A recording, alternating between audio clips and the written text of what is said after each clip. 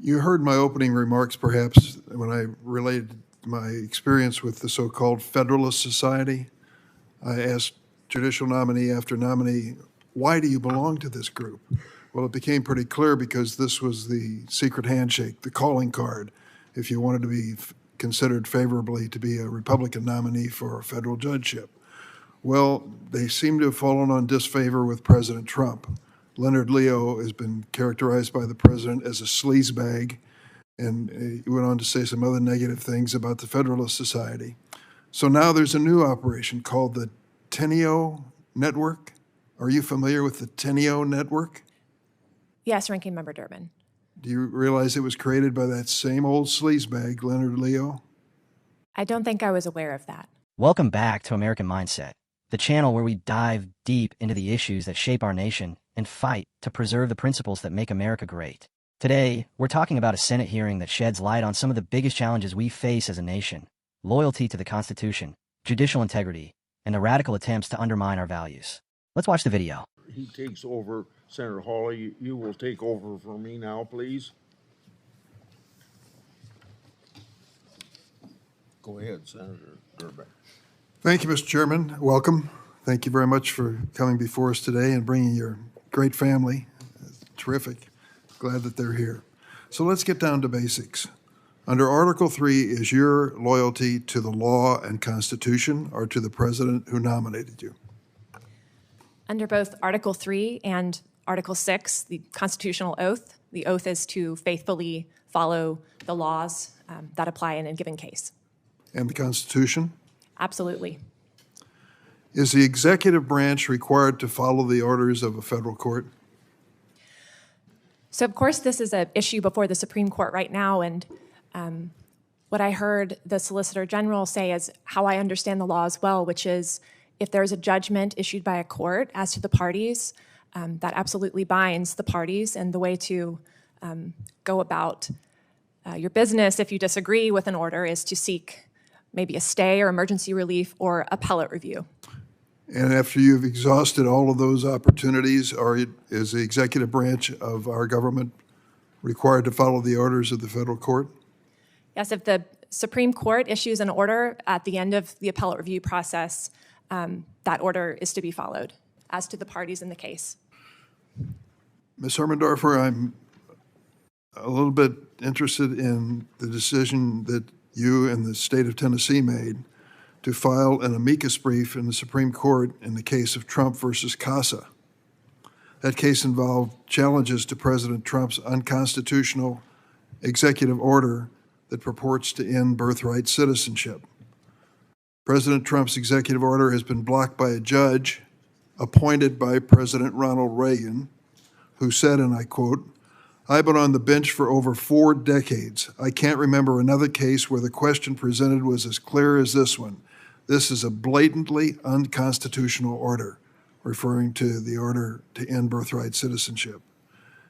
The state of Tennessee was not a party to that case. You filed this amicus brief voluntarily, and you reached a conclusion which the court ruled the most blatantly unconstitutional order in decades. Why? So, of course, we were amicus in the case, and the decision was made by the Attorney General, reflecting the values of Tennesseans, that we were not satisfied that all of the information regarding the contemporaneous meaning of the 14th Amendment was being presented to the various courts, given that the litigation was proceeding so quickly and at such a pace through the TRO and PI process. So our role as amicus, as is any amicus's role, which was to bring additional information that could be helpful to the court's attention. And what we did there was draw the court's attention to contemporaneous 1800s era sources regarding the meaning of the 14th Amendment. And I will note, Ranking Member Durbin, that even in courts that disagreed with the president's executive order, Tennessee's amicus brief was called out in particular as especially well-written and mentioned by the judges in the hearing. So I'm hopeful that we provided helpful information as the court considered its decision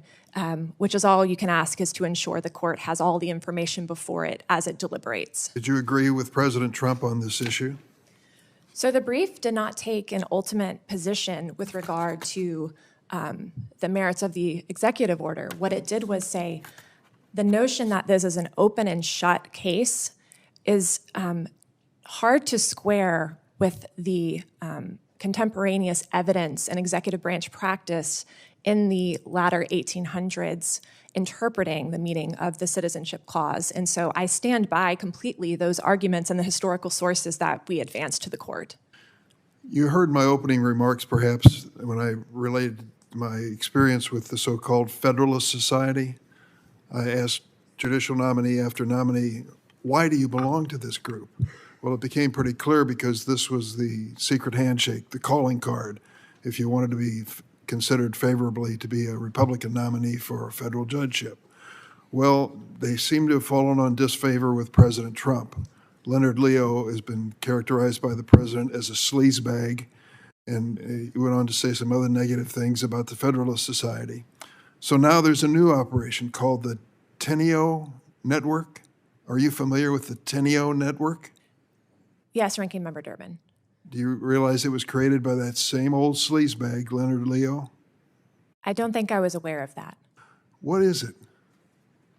The Teneo Network, and I am a member as disclosed on my SJQ. I'm a new member, so I haven't had too much involvement, I will say. My understanding is that it's similar to the Federalist Society in that it's kind of a debating network and a networking group where individuals from across industries can get together and discuss the issues of the day and get insights into what challenges might be facing various industries. What? Listen, you must lead a pretty busy life. Your professional responsibilities, your family responsibilities. Why would you want to join this network so you can, well, describe for me, why would you want to join this network? So it was commended to me by colleagues, and I'm always interested as a Tennessean in connecting with other Tennesseans to discuss the issues of the day. I have not had any meaningful involvement given that I believe I was asked to join or invited to join a week or so before I was informed that I was receiving the nomination. And so I haven't attended since then any sort of events or been involved. Thank you.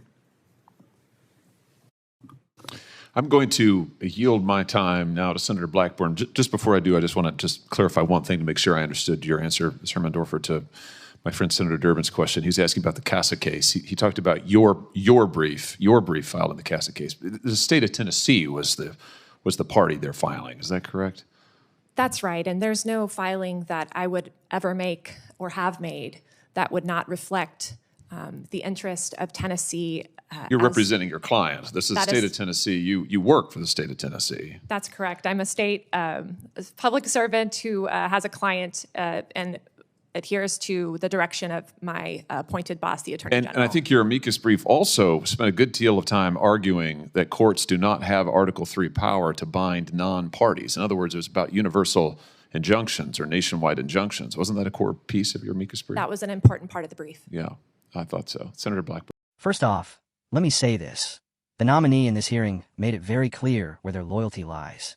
When Senator Hawley asked if their loyalty was to the law and the Constitution, or to the president who nominated them, they answered with what every American patriot wants to hear.